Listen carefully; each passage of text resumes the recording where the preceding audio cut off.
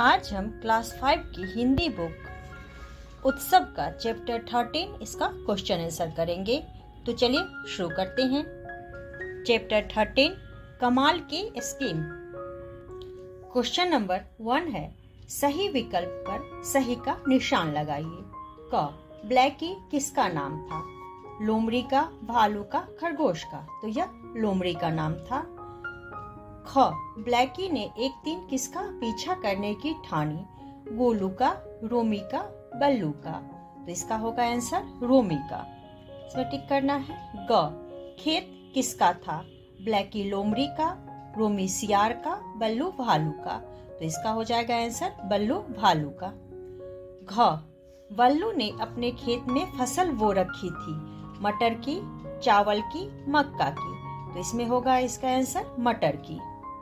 अंगा है, ब्लैकी और रोमी की चीख निकल गई, तीखी मिर्च खाने पर, मिर्च धनिया खाने पर, गन्ना खाने पर? तो इसका आंसर होगा आपका तीखी मिर्च खाने पर। अब है क्वेश्चन नंबर 2। इसका है, निम्नलिखित शब्दों की सहायता से रिक्त स्थानों की पूर्ति कीजिए। इसमें शब्द है, इससे आप लोग को इसकी सहायता से रिक्त स्थानों की पूर्ति करनी है। क ब्लैकी बहुत सीधी सादी थी, इसमें सीधी सादी हो जाएगा। ख रोमी दबे पांव घर से निकला, पांव हो जाएगा ख का आंसर। ग यह रोमी का रोज का नियम था, तो इसमें हो जाएगा नियम, ग का नियम हो जाएगा।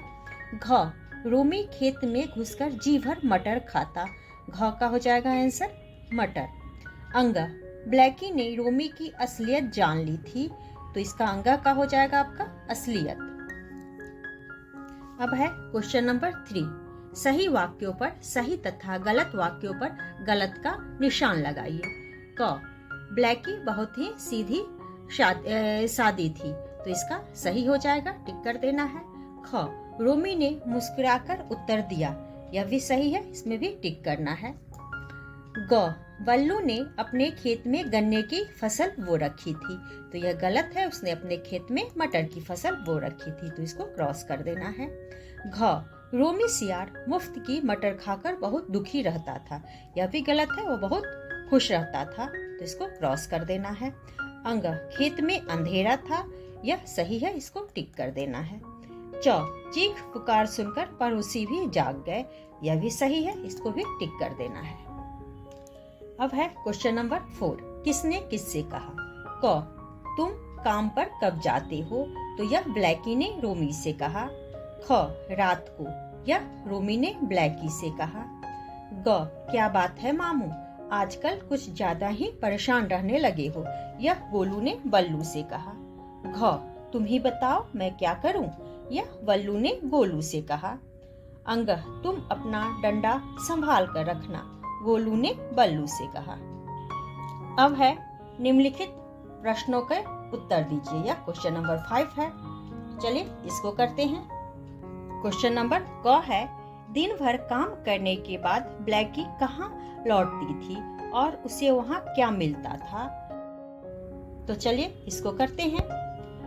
दिन भर काम करने के बाद जब ब्लैकी वापस घर लौटती है तो भी उसे रोमी सोया हुआ मिलता था। अब क्वेश्चन नंबर ख है, ब्लैकी को आश्चर्य क्यों हुआ? तो ब्लैकी ने जब रोमी का पीछा किया तो उसने देखा रोमी बल्लू भालू के खेत से मीठी ताजी मटर की फलियां चुराकर खाता है, यह देखकर ब्लैकी को आश्चर्य हुआ। अब ग है, मटर की फसल किसने और कहाँ बो रखी थी? तो चलिए इसको करते हैं। बल्लू ने अपने खेत में मटर की फसल बो रखी थी। अब घ है, रोमी सियार क्या खाकर खुश रहता था? तो चलिए इसको करते हैं। रोमी सियार मटर की फलियां खाकर खुश रहता था। क्वेश्चन नंबर अंगा है, पड़ोसी क्यों जाग गए?